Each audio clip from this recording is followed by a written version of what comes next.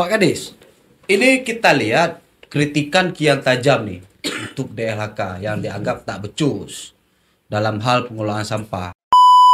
Kita mengklaim bahwasanya di bawah kepemimpinan Pak Bukhari, DLHK sudah lebih baik dari sebelumnya.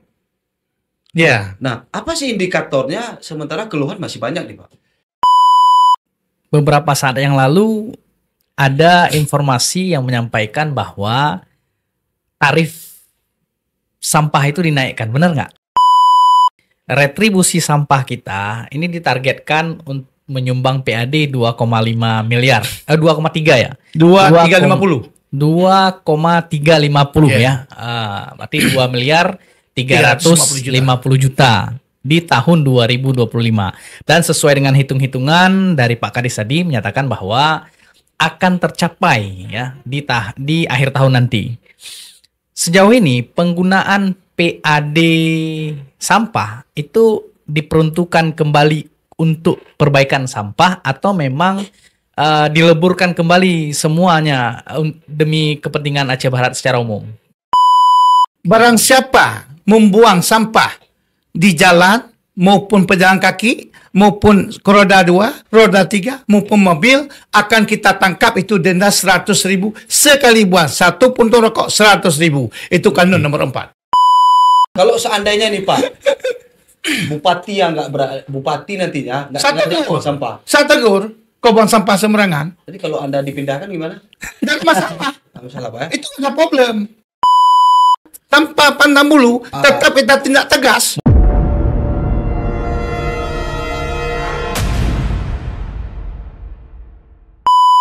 Sahabat Haba Podcast, ada masalah yang sering menghantui masyarakat Aceh Barat. Masalah itu adalah masalah sampah. Beberapa waktu yang lalu, berbagai pihak melontarkan kritiknya terhadap pengelolaan sampah di Aceh Barat.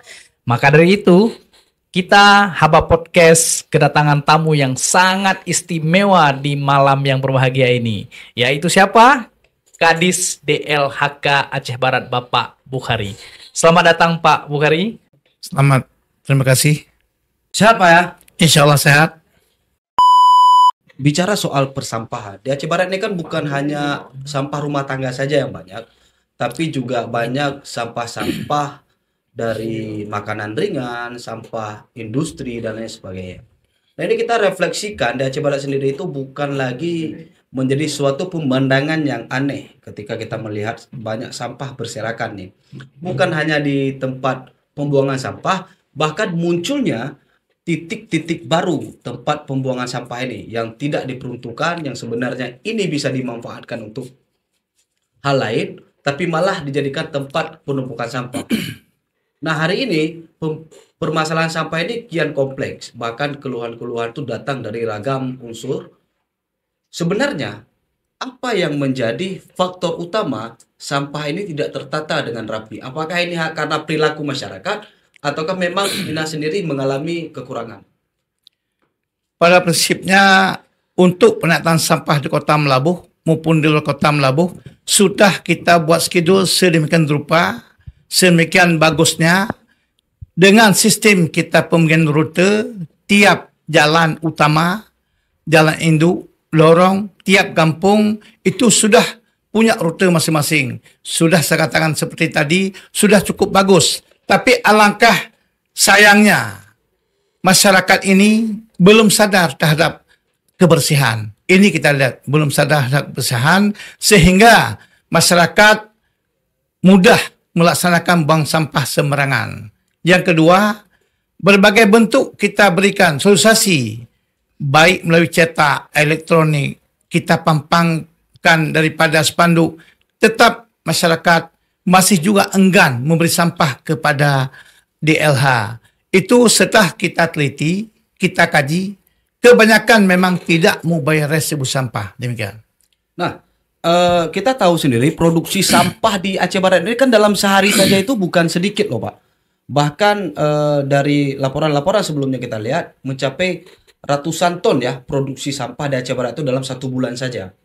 Nah, kondisi dengan produksi sampah sedemikian, apakah mumpuni dikelola oleh dinas dengan personil yang terbatas dengan fasilitas yang kita lihat Ya mobil udah mulai karatan, tempat pembuangan sampah yang hampir tidak memadai. Nah, menyikapi hal demikian, bahkan masyarakat itu sendiri ngeluhkan, Pak ini kok lambat sih sampahnya diambil, Pak ini eh, tong sampahnya sudah penuh tapi sampahnya belum pernah diangkut. Nah, ini sebenarnya titik permasalahan ini di mana, Pak?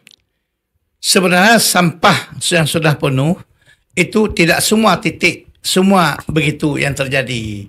Ada daerah warung atau ruang makan maupun kafe itu memang benar adanya. Tapi di pihak masyarakat itu pada umumnya kalau tiap hari kita ambil boleh dikatakan itu sampah setengah tong pun tidak punya. Itu langsung kita turun sendiri sehingga berani kita katakan demikian. Untuk sementara ini armada kita memang sudah tua dengan keadaan isahnya sudah ada umur sekitar 10 tahun, ada 6 tahun, ada 4 tahun. Namun demikian, semua armada kita masih layak kita gunakan dalam rangka mengambil sampah baik di Kota Melabuh maupun di luar Kota Melabuh. Demikian. Oke, sebenarnya membahas persoalan sampah ini kan sangat menarik. Kenapa demikian? Karena memang hajat hidup orang banyak, kemudian estetik kota juga kemudian ditentukan oleh kawasan yang bersih. Bukan tanpa alasan, kemudian kita mengangkat tema ini sebagai sebuah hal yang penting. Kemarin sore, ini mohon maaf Pak, beberapa hari yang lalu, Ketua DPRK memention langsung nih DLHK Aceh Barat berkaitan dengan pengelolaan sampah. Dan juga belakangan ini sering kita temukan ada berbagai macam keluhan-keluhan dari masyarakat berkaitan dengan sampah. Artinya dari pembahasan yang tadi Bapak sampaikan bahwa armada cukup, anggaran juga diproyeksikan cukup. Namun ada persoalan-persoalan di lapangan yang kemudian ini tidak tertuntaskan. Kira-kira apa sih yang menjadi persoalan yang fundamental dari persoalan sampah di Kota Melabuh nih, Aceh Barat khususnya? Sebenarnya persoalan sampah itu nggak ada problem di Aceh Barat ini. Asal masyarakat mau sadar terhadap kebersihan, cukup menempatkan sampah di rumah-rumahnya, itu langsung kita ambil. Apabila juga kita tidak ambil atau lupa di mobil entah kayak berrute-rute, itu sudah kita memberikan salah satu nomor kontak layanan sampah seluruh Aceh Barat. Apabila ada sampah yang ketinggalan, cukup foto di WA ke nomor tersebut, langsung mobil piket menjemputnya. Maka saya bilang terhadap sampah di Aceh Barat ini tidak ada problem, kecuali masyarakat yang enggan membayar retribusi sampah. Itu aja. Itu jelas. Memang tidak bisa kita pungkiri. Memang masyarakat tersebut tidak mau bayar pajak retribusi sampah. Sesuai kanun nomor 1 tahun 2024. Rumah kena 20.000 dengan 30.000. Jadi ada berapa jumlah pelanggan sampah kita Pak yang di DLHK? Kalau jumlah pelanggan sampah kita sesuai database itu Aceh untuk Kecamatan Johan Pahlawan itu lebih kurang hampir 20.000 rumah. 20.000. Sedangkan toko 2.500. Sedangkan bangunan lainnya seperti kafe macam atas sekitar hampir 500 unit. Ya, termasuk kafe, warung kopi, warung nasi, klinik itu. Apotek itu hampir 500. Jadi yang bayar sampah itu berapa persen, Pak? Kalau bayar sampah kita lihat sekarang, kalau di Kota Melabuh pertokoan hampir 90% membayar semua sampah, tidak ada yang membandel. Kecuali perumahan-perumahan yang masih kurang kesadaran terhadap pembayaran sampah. Kalau kita kalkulasikan dari 20.000, berapa persen yang mau bayar? Kalau rumah sekitar 30%. Yang mau bayar? Yang mau bayar. Oke. Dari hal ini, kemudian kan kita mendapatkan satu titik terang bahwa kesadaran masyarakat kemudian menjadi suatu hal yang paling urgen dalam persoalan sampah di Aceh Barat. Sejauh ini ada nggak strategi khusus yang dibuat oleh DLHK Aceh Barat untuk memberi penyadaran kepada masyarakat bahwa berkaitan dengan sampah ini sangat penting? Untuk ini sudah 2 tahun lebih kita menyadarkan masyarakat.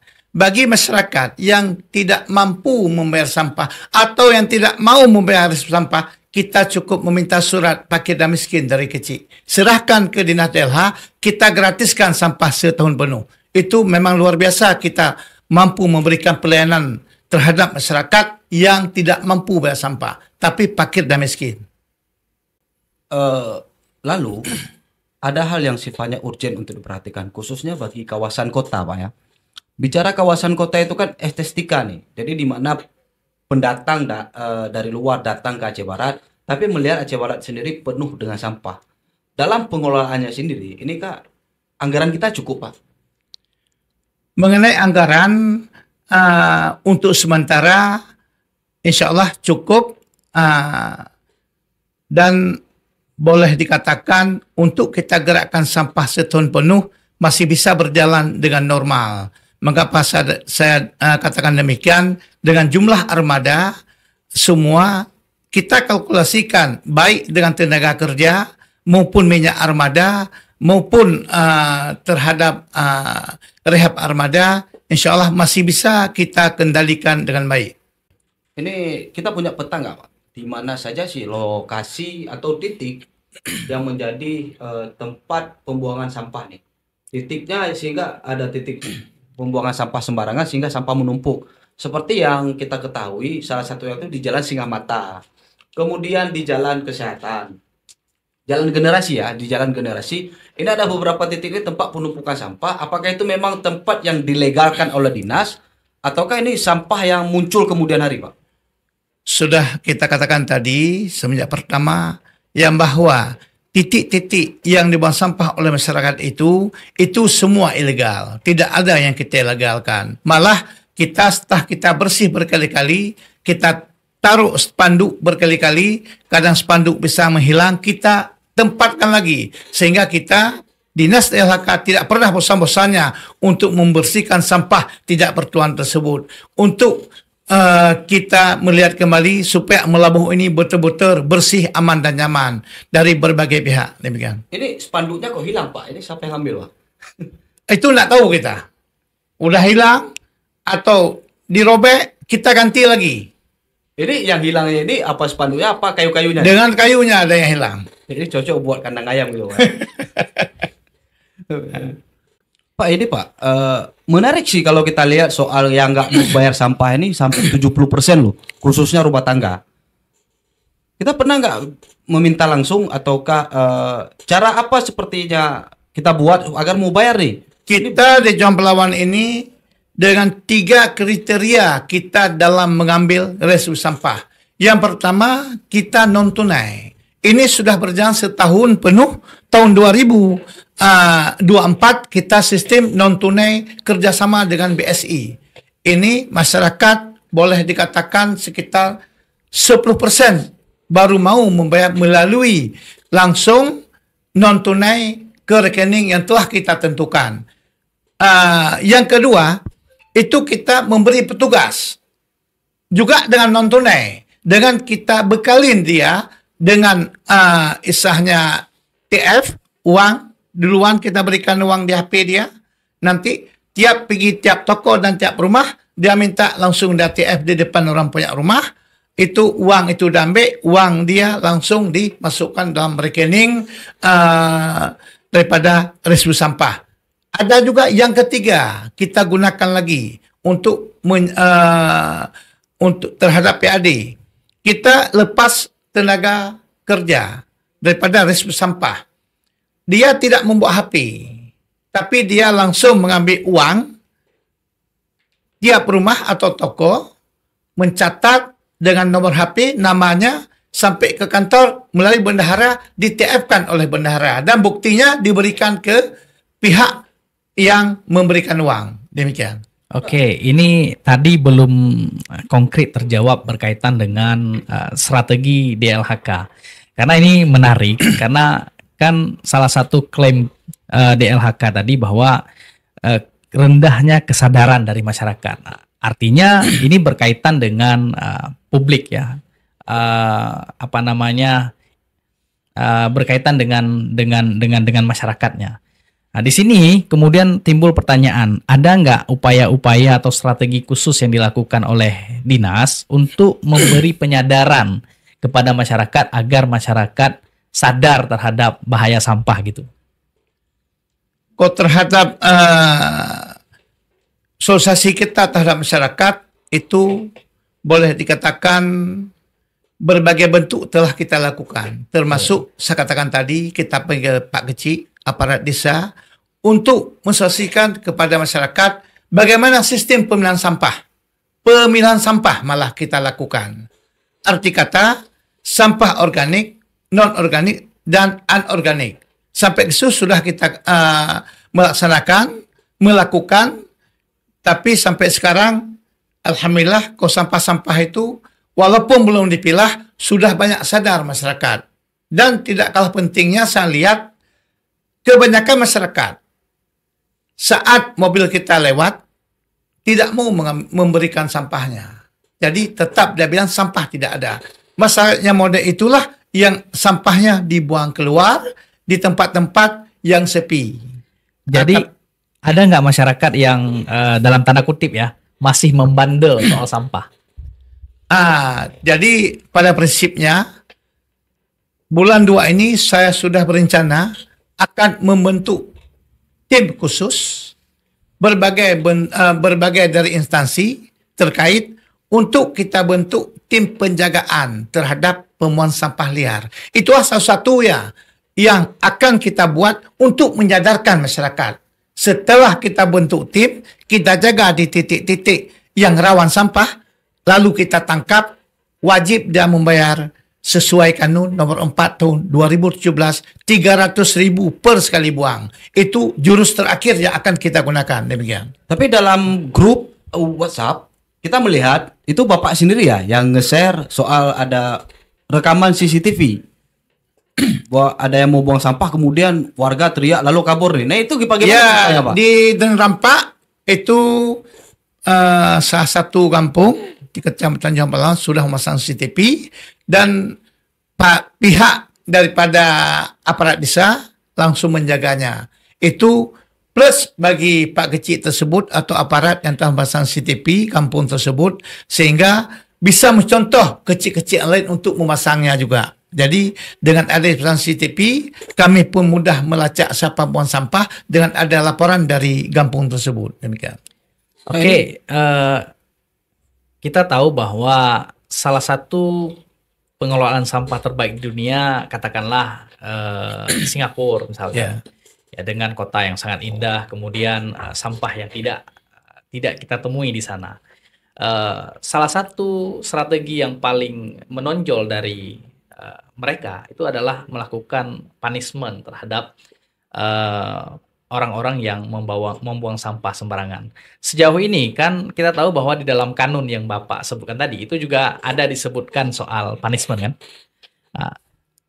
Berani nggak kemudian DLHK benar-benar menjalankan kanun ini sesuai dengan apa yang dituliskan, kemudian berani untuk menegakkan punishment yang seadil-adilnya terhadap masyarakat yang membuang sampah sembarangan?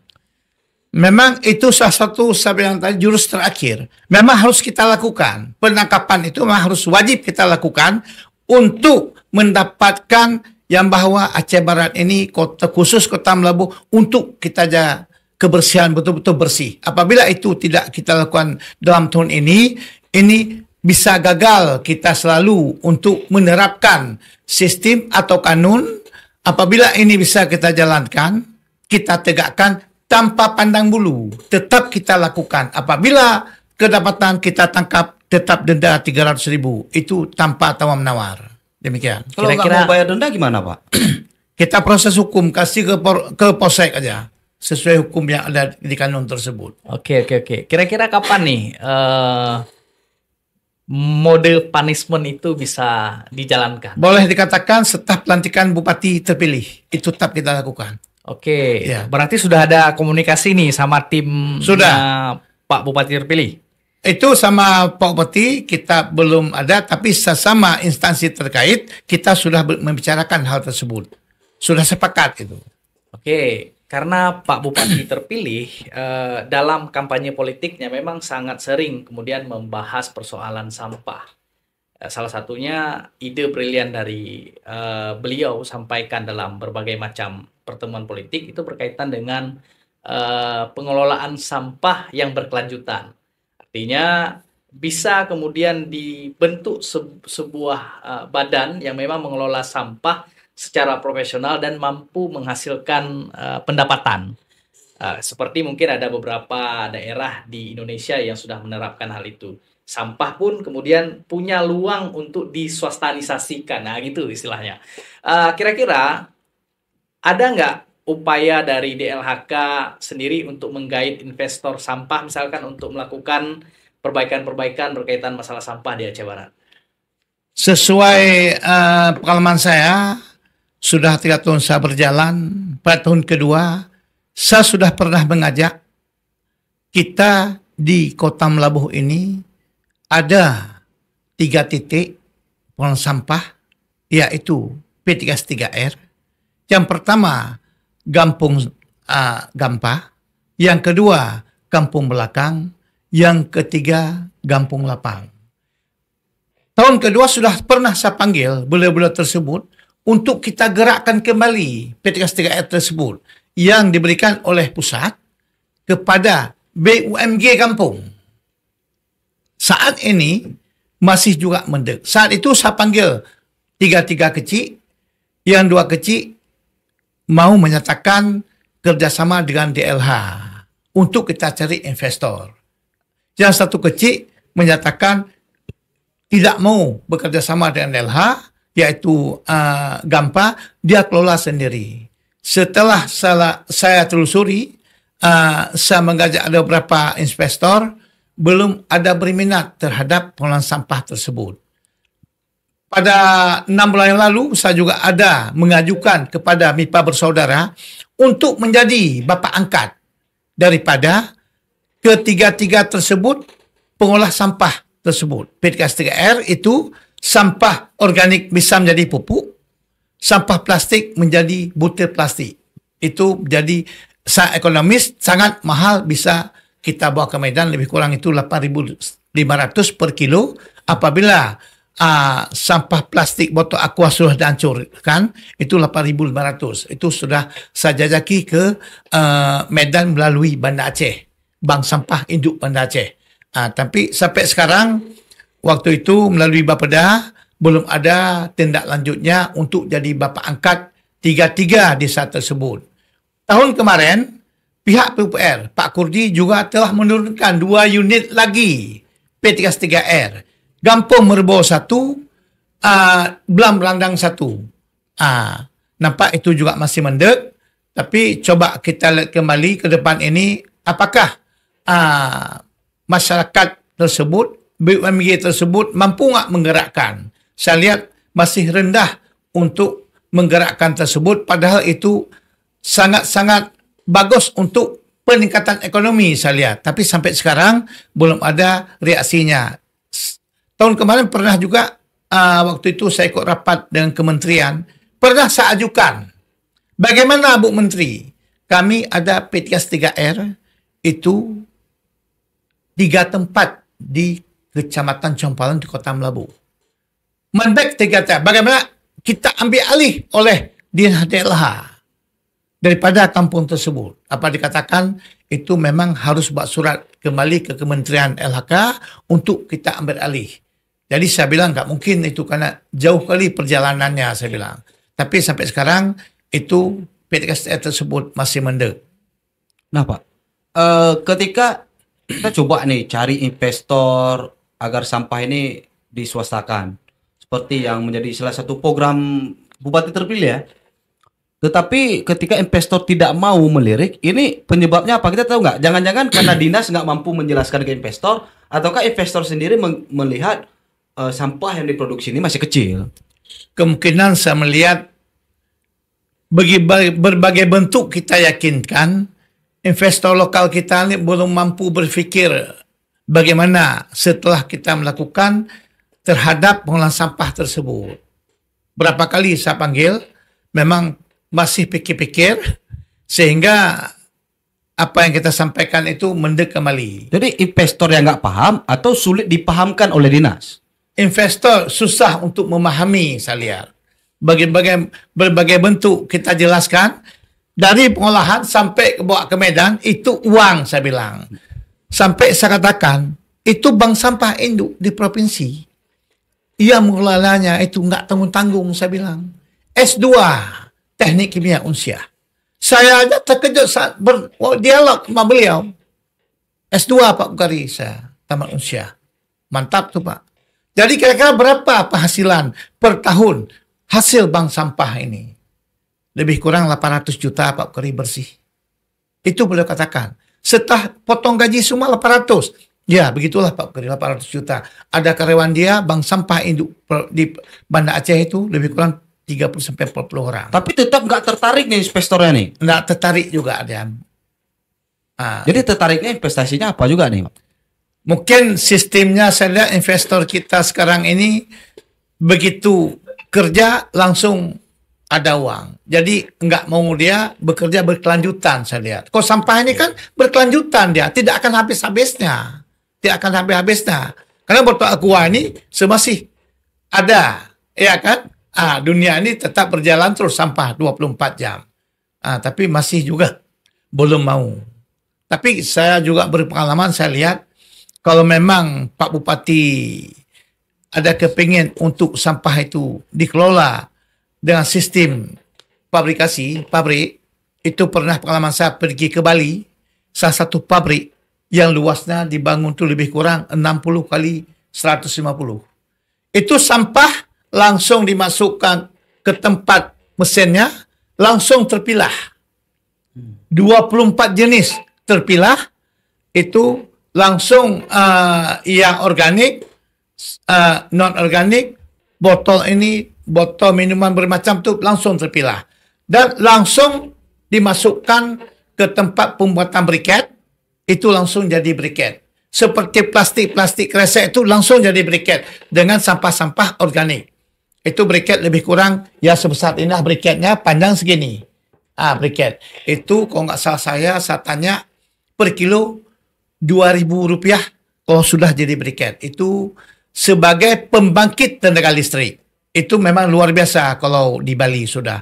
Jadi seluruh sampah langsung ke situ, tidak ada lagi TPA. Demikian. Jadi kalau kita lihat di Bali kan memiliki infrastruktur, baikkah itu alat yang memadai lah kalau untuk pengelolaan sampah.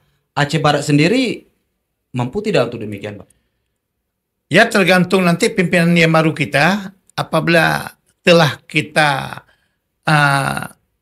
memberikan argumen, petunjuk dan dokumen, mudah-mudahan beliau itu mau terhadap pengelolaan sampah sistem industri. Tapi Bapak sendiri jika diberi kepercayaan mampu nggak membawa itu ke Aceh Barat? Apabila memang Bupati sependapat, bisa kita buat dokumen DED. Apabila memang bisa nanti pusat memberikan anggaran, itu hampir lebih kurang 200 miliar itu pabrik itu. Maka nggak kecil pabrik itu. APBK nggak mampu ya? Ya, APBK nampaknya sulit untuk menciptakan sebuah pabrik yang besar untuk pengelolaan sampah. Dan juga apabila itu bisa terjadi, bisa kita jual ke pabrik semen Andalas, bisa PLTU 34 pun bisa briket itu pembangkit tenaga listrik. Sebenarnya ini peluang ekonomi yang bagus gitu. Sangat besar. Itulah kita tunggu Bupati terpilih dulu. Insya Allah Kosa sanggup. Sanggup ya? Sanggup. Kosa sanggup. Nah, Pak, berkaitan dengan hal ini ragam yang sudah mungkin program yang hendak kita lakukan, jika seandainya berhasil maka menjadi nilai tambah bagi ekonomi masyarakat Aceh Barat. Tetapi satu hal, sejauh ini dalam pengelolaan sampah sendiri sumber daya yang dimiliki dinas itu mumpuni nggak? Atau jangan-jangan ya dinas bergerak dengan sumber daya seadanya aja? Kalau untuk sementara sudah saya katakan tadi, mulai staf, kasih, kabit, itu tetap menggunakan sistem kerja schedule. Jadi tiap armada itu sudah mempunyai rute masing-masing dan tidak pernah bertabrakan rute karena sudah diatur sedemikian rupa sehingga armada-armada tersebut begitu melayani masyarakat sudah ada petunjuk rute masing-masing. Malah sekarang kita sebagian armada sudah menggunakan GPS sebagai alat kontrol daripada pelaksanaan pengolahan sampah. Berarti hanya untuk jemput sampah aja nih kerjaan DLHK, berarti gitu Pak? Kita DLHK sudah katakan tadi, itu sampah dua tempat pemilihan terjadi. Yang pertama oleh armada sendiri, kena armada. Yang kedua oleh pengulung di TPA. Maka saya katakan tadi, sampah plastik, maupun karton, maupun botol minuman segar berbagai bentuk itu tidak ada lagi TPA menjadi objek daripada pengulung maupun kenaik armada kita. Memisah langsung di mobil maupun di TPA. Sekarang pemilihan sampah kita sesuai yang telah kita data lebih kurang 12% dari sampah yang masuk. Nah, kalau kita ketahui nih, apa sih sebenarnya dampak yang paling terasa nih ketika sampah begitu banyak bertebaran dan kesadaran masyarakat seperti Bapak sebutkan tadi masih begitu tipis dalam hal untuk menjaga lingkungan dari pencemaran sampah sendiri. Ini apa nih yang selama ini evaluasi dinas, apakah kota masih buruk ataukah berpotensi menyumbat saluran sehingga banjir dan lain sebagainya? Kalau terhadap penyumbatan saluran, boleh kita katakan setelah kita evaluasi, kita ada tim Kodelha. Yang pertama, kita tim armada untuk pengurus sampah. Itu terdiri sopir dan kenaik. Yang kedua, tim pembersih jalan. Itu dari ibu-ibu semua. Pagi sudah bekerja. Kadang-kadang kalau memang ada kotor lagi, sore juga bekerja. Kalau nggak kotor, pagi besok bekerja lagi. Selanjutnya, yang ketiga, kita tim riol.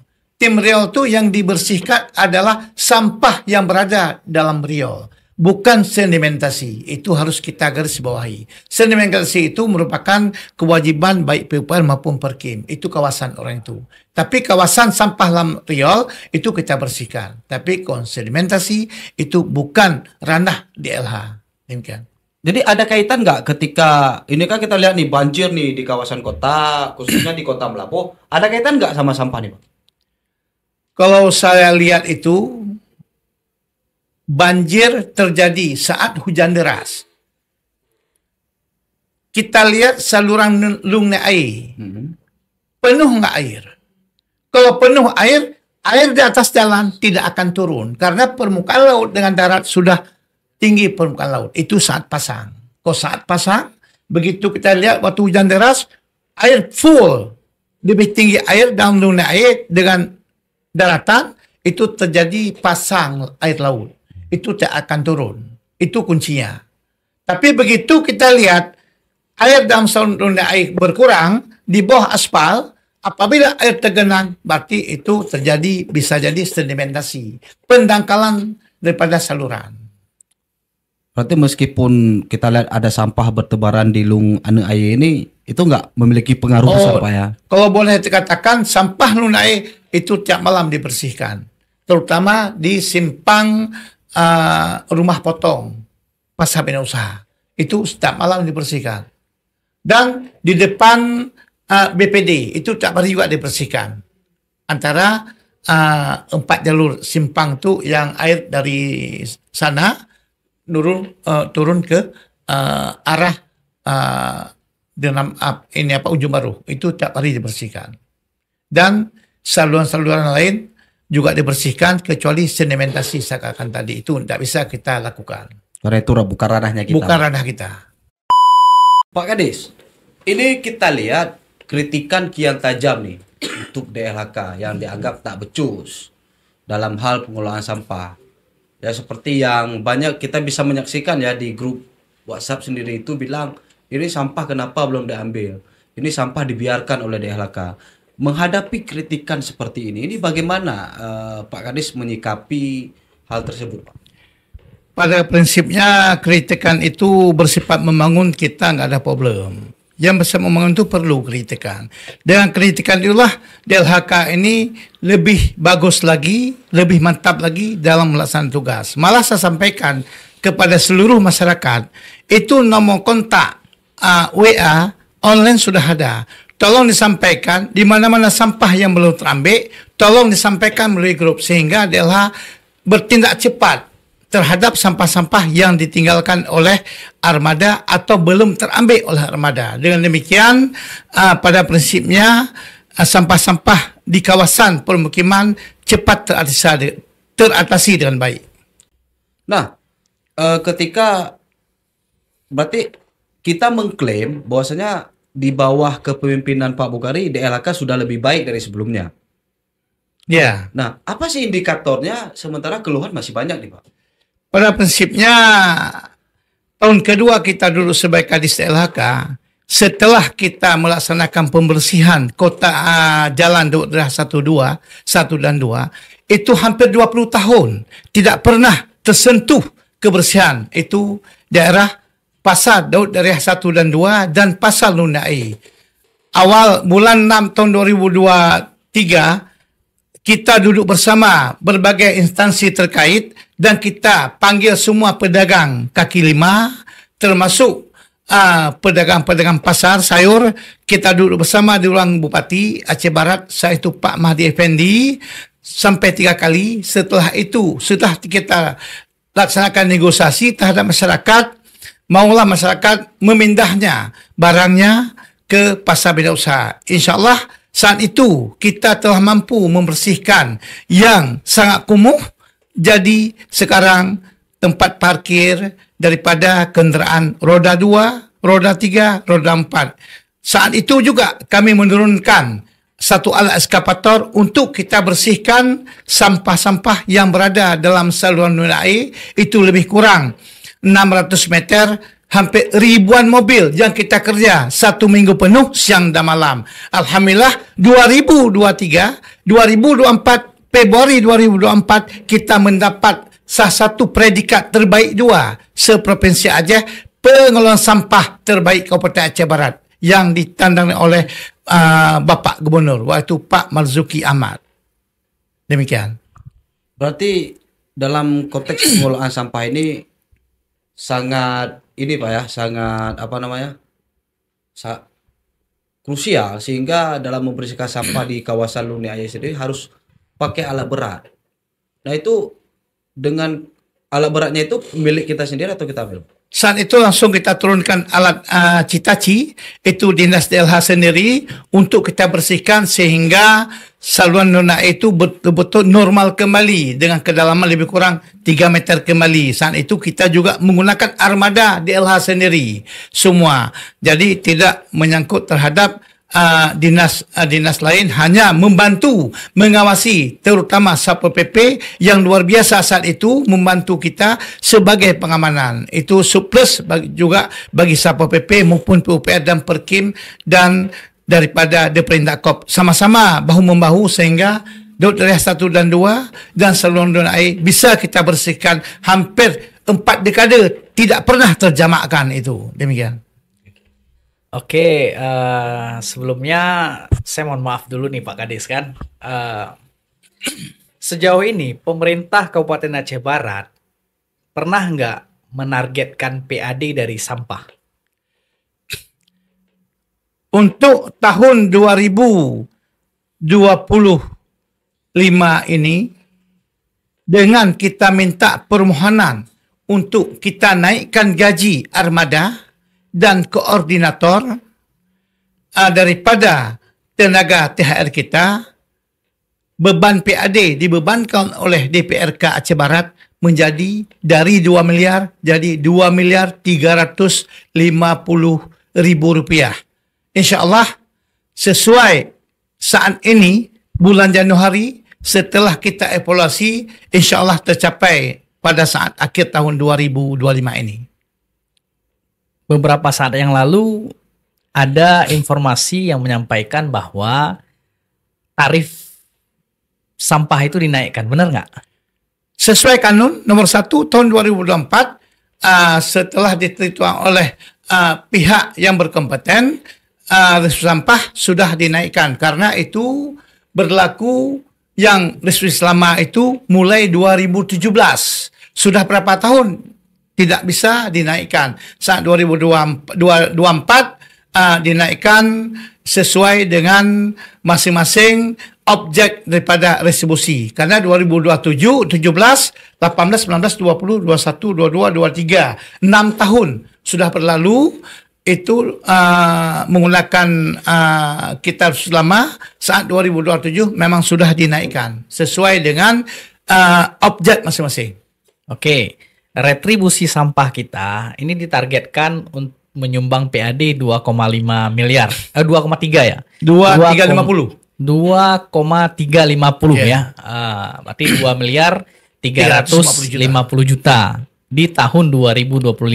Dan sesuai dengan hitung-hitungan dari Pak Kadis tadi menyatakan bahwa akan tercapai ya di akhir tahun nanti. Sejauh ini penggunaan PAD sampah itu diperuntukkan kembali untuk perbaikan sampah atau memang dileburkan kembali semuanya demi kepentingan Aceh Barat secara umum? PAD dari Dinas DLH itu menjadi pendapatan daerah Kabupaten Aceh Barat. Oke, leburkan kembali ya? Iya. Oke, terima kasih. Ini pertanyaan terakhir, Pak Kadis. Saya kenal beberapa organisasi yang bergerak di bidang sampah. Di antaranya ada Bank Dolah, bank sampah yang memang sekarang sedang diinisiasi oleh seorang anak muda dari Desa Merbo, dan juga ada yayasan yang mengelola sampah, Adil? Saya lupa. Itu di apa? Yang GPL? binaan PT Mifa? Oh ya, Gerakan Peduli Lingkungan. GPL ya, GPL. GPL. Sampahnya dirubah jadi pernik gitu ya. GPL, kemudian ada Bank Dolah. Bank Dolah ini yang kemudian memang sering menarik perhatian saya selaku pribadi. Sejauh ini pernah nggak ada komunikasi ataupun terkoneksi nggak dengan pemerintah? Untuk khusus GPL itu yang pimpinannya Pak Pajar itu memang dari awal, mulai dari pertama kita gerakkan. DLH yang membantu beliau itu sebelum bergabung dalam MIPA. Semua pelaksanaan kegiatan-kegiatan beliau saya dukung sepenuhnya mulai tahun 2022 sampai sekarang. Itu GPL. Salah satu yang sekarang sudah mampu menciptakan barang rongsokan menjadi tempat sabun, tempat tisu, tas belanja. Sudah bisa menciptakan itu dengan binaan MIPA Bersaudara. Demikian. Kalau Bank Dolah? Bank Dolah Recycle namanya. Yang bank sampah? Ya, bank sampah yang sekitar 2 tahun yang lalu, bahwa beliau ini namanya Bang Dery. Ya, beliau sudah menjadi pengrajin sampah dan domisilinya itu di Kampung Merbo. Jadi ada namanya Bank Dolah Recycle. Itu sudah berapa kali kita temui, ada berapa bank sampah di Melabuh maupun Merbo, itu menjadi prinsipnya itu sudah kita ambil namanya, sudah kita input di data kita semua. Ada bank sampah termasuk seperti Pengulung, itu kami namanya itu bank sampah. Di Melabuh ada, di Ujung Pelawan ada 3, di Jalan Singgah Mata 2 ada, di Jalan Kiblat ada 3 tempat, di Merbu ada, itu Bank Dolah itu. Sudah kami temui beberapa kali untuk kita ambil data, kita input ke Jastrada kita. Oke. Yang terakhir ini yang kemudian menjadi kekhawatiran kami nih. Kami kan ideal nih perokok ya kan. Kemudian mana tahu nanti di jalan, di persimpangan jalan merokok, kemudian buang sampah, buang sisa rokok. Kemudian apakah ada klasifikasi sampah yang nanti yang direncanakan sama Dinas DLHK ini untuk dilakukan denda? Kalau untuk pembuangan sampah liar sudah terlaksana dengan baik, itu sesuai kanun nomor 4 tahun 2017 akan kita tingkatkan satu peringkat lagi. Barang siapa membuang sampah di jalan maupun pejalan kaki maupun roda 2, roda 3 maupun mobil akan kita tangkap, itu denda 100.000 sekali buang. Satu puntung rokok 100.000. Itu kanun nomor 4. Luar biasa. Ini kena denda terus ya? Iya. Ini kita lakukan yang 300 dulu. Kalau kadisnya yang buang sampah sembarangan gimana Pak? Siapa yang mau tangkap nih? Kalau kadisnya selalu bawa mobil atau sopirnya, sampah tetap ditaruh dalam mobil dulu. Jika kedapatan Setelah turun baru dibuang dalam tempat sampah. Yang intinya nanti jika ini benar-benar direalisasikan, tidak akan pandang bulu, benar Pak? Ya, tanpa pandang bulu, tetap kita tindak tegas. Walaupun Edil, Walaupun Edil, Pak Edil tetap Jadi saya tangkap. kalau seandainya nih Pak, bupati yang bupati nantinya nggak Saya ngajak tegur. buang sampah. Saya tegur, kau buang sampah sembarangan. Jadi kalau Anda dipindahkan gimana? Tidak masalah. Nggak masalah Pak ya? Itu tidak problem. Ya kan? Ya, Kita benar, bekerja sebaik mungkin. Apabila memang tidak pakai, ya risiko. Jadi Ah. yang Bapak buat selama ini untuk Aceh Barat dalam bidang sampah ini memang karena kecintaan lingkungan ataukah karena jabatan Pak? Kita mencintai lingkungan sebenarnya. Oke. Itu yang harus kita garis di bawahi. Baik kota maupun hutan. Oke. Jadi ketika ke depan tidak lagi DIHK, apakah Bapak masih peduli terhadap lingkungan? Atau Keluarga kita tetap peduli terhadap lingkungan. Keluarga kita tetap peduli terhadap lingkungan. Kalau kita sudah tidak ada lagi kadis, nggak mungkin kepedulian terhadap keluarga orang lain. Ada paling kita memberikan arahan teman-teman saat kita ngopi, kita beri arahan. Nah, Kalau pada prinsipnya ini meja ada yang isap rokok, itu puntung rokok jangan di bawah ke sini taruh. Jangan dipijak pakai kaki. kalau nggak kena denda 100.000. Iya. Nah, sebelum kita menuju di akhir, ada tidak yang hendak Bapak sebenarnya ingin sampaikan kepada baikkah itu masyarakat maupun kepada para pelaku usaha dalam hal kaitannya dengan sampahnya? Untuk terakhir, kali saya katakan, saya harapkan kepada seluruh masyarakat, baik masyarakat biasa maupun pengusaha, maupun berbagai bentuk usaha, toko maupun ruko dan lainnya, tolonglah buang sampah di tempatnya sehingga kita mudah untuk melakukan pengambilan, dan sebaiknya saya harapkan juga lakukan pemilahan sampah di rumah masing-masing, di toko masing-masing, karena sampah tersebut merupakan emas, bukan perak. Karena uang yang kita pilah itu seperti botol aqua, kotak dan lainnya, dan bisa kita jual. Jadi saya harapkan pada masyarakat, tolonglah jaga lingkungan kita masing-masing sehingga kota kita bersih, dan bersih kita aman dan nyaman. Dan pun apabila ada wisata dari luar, baik mancanegara maupun dalam negara, masyarakat tersebut atau mancanegara bisa berulang-ulang datang ke Aceh Barat karena Aceh Barat merupakan kota yang bersih, terutama kota Melabu. Demikian. Terakhir nih, ada nggak harapannya sama Bupati terpilih? Insya Allah apabila memang Bapak Bupati terpilih sudah dilantik, saya selalu berkonsultasi terhadap bagaimana Aceh Barat ini ke depan ini bisa menjadi salah satu kota idaman kita, itu kota Adipura. Itu yang harus kita capai 2026 ini. Oke. Kita berhasil itu menyimpulkan beberapa hal yang memang menjadi urgensi dalam pengelolaan sampah di Aceh Barat, di mana kesadaran masyarakat sendiri itu masih sangat kurang ya.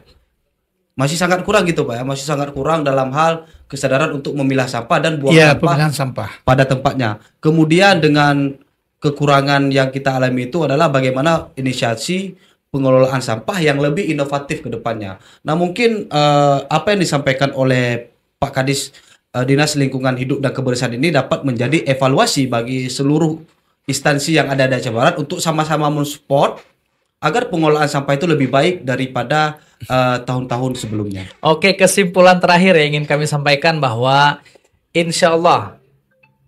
DLHK Aceh Barat bersama dengan pemerintah Aceh Barat di tahun 2025 ini akan menetapkan secara utuh semua isi-isi kanun berkaitan dengan sampah dan akan ada punishment kepada publik yang menjadi pelanggar-pelanggar pembuang sampah sembarangan.